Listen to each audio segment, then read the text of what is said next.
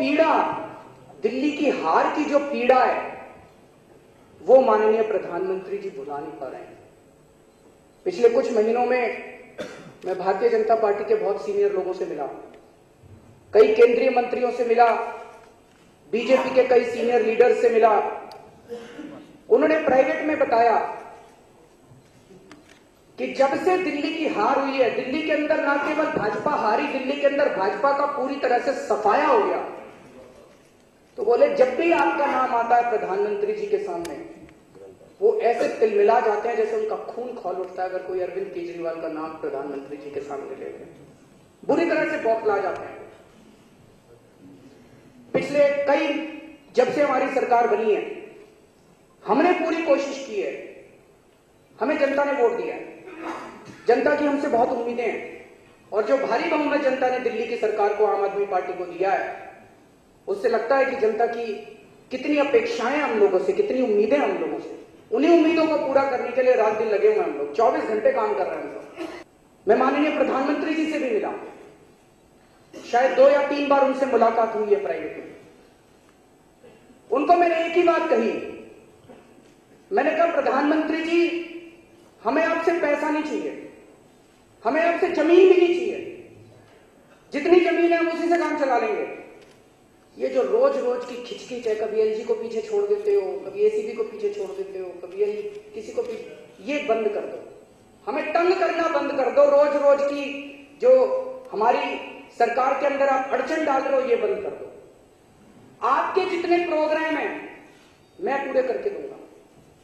आपका स्वच्छ भारत का प्रोग्राम है, मैं इस दिल्ली को स्वच्छ बना के दिखाऊंगा और मैं सारा क्रेडिट आपको दूंगा। मैं खड़ा होकर कहूंगा मोदी जी ने साथ दिया था। मैंने बोला मोदी जी को अपनी मीटिंग के अंदर, जो अभी सतेंद्र जैन ने कहा, ये मैंने कहा था मोदी जी को, मैंने कहा दिल्ली को मैं 1 साल के अंदर, आप 1 साल दे दो मेरे को, 1 साल आप दिल्ली में अड़चन अड़ाना बंद कर दो, 1 साल के अंदर हम दिल्ली चमका के दिखा देंगे। अगली बार जब प्रेसिडेंट बैरक ओबामा दिल्ली आए तो सारा क्रेडिट आपको मिलेगा। बैरक ओबामा मेरे को थोड़ी जानता है, वो तो मोदी जी को जानता है, वो कहेगा मोदी जी ने आके दिल्ली चमका दिया, तो हम सारा क्रेडिट आपको देंगे। आपका स्किल इंडिया मिशन है, हम दिल्ली में स्किल करके दिखाएंगे।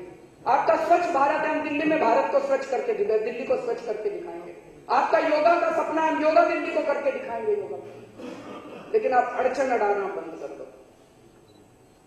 वो नहीं माने, कुछ नहीं बोले, वो अड़चनें जारी रही।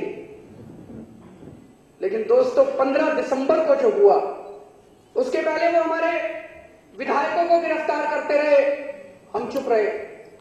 वो कभी हर एलजी के जरिए नल एंड वॉइड करते रहे, हम चुप रहे। हर किस्म की अड़चन अड़ाते रहे, हम चुप रहे।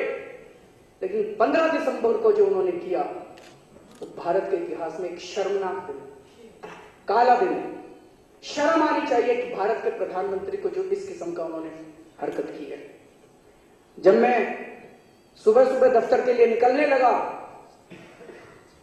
10 बजे के करीब, तो मेरे पास फोन आया 15 तारीख को कि आपके दफ्तर के अंदर सीबीआई की रेड हो गई है। मुझे यकीन नहीं हुआ। रेड करनी थी तो चारा घोटाले वालों पे करते, कोयला घोटाले वालों पे करते, रेड करनी थी तो 2G वालों पे करते, सारे भूल गए ये लोग, व्यापम वालों पे करते। मेरे पे रेड हो गई है, मेरे पे किस चीज की रेड हो गई थी, मैंने ऐसा क्या कर दिया? और कोई आरोप नहीं, कुछ नहीं। उसके बाद पता चला, फोन आया मेरे पास किसी का, ये सवेर से जब से आए हैं सीबीआई वाले मेरे ऑफिस में, एक डीडीसीए की फाइल है, उसी को लेके बैठे हैं, और कोई फाइल नहीं देख रहे। एक डीडीसीए की फाइल थी, सीक्रेट फाइल मेरे दफ्तर के अंदर, वो लेके बैठे हैं, सवेर से वही पढ़ रहे हैं। तो पता चला कि ये डीडीसीए की उस फाइल की वजह से आए। कुछ दिन पहले चेतन सांघी ने डीडीसीए की इंक्वायरी करी और महाघोटाले निकले उसके अंदर, उसके खिलाफ 2 फर्जी एफआईआर दर्ज करा दी लोगों ने। और अब ये उस डीडीसीए की फाइल की वजह से वहां पे छापा मारने आए थे। आज 8वां दिन है, पिछली 15 तारीख को रेड हुई थी, आज 8वां दिन है, आज 22 तारीख हो गई।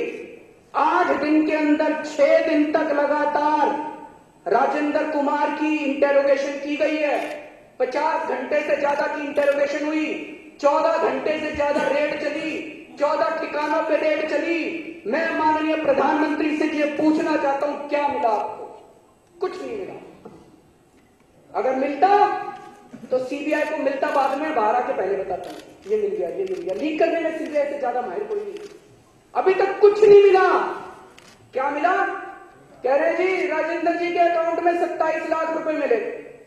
अरे 1.5-2 लाख रुपए तनख्वाह है उस आदमी की, सैलरी अकाउंट में डिक्लेयर कर रखा है वो अकाउंट नंबर। 27 लाख रुपए जो मिले वो अकाउंटेड फॉर मिले, सेविंग अकाउंट है। 2,39,000 रुपए का कैश मिला उनके घर में। मोदी जी का एक सूट बना था, पता नहीं कितने लाख का है जी, 10 लाख रुपए। मोदी जी का एक सूट 10 लाख रुपए का। हमारा अफसर जो चाय बनाते थे, बताते हैं चाय वाले के पास 10 लाख रुपए का सूट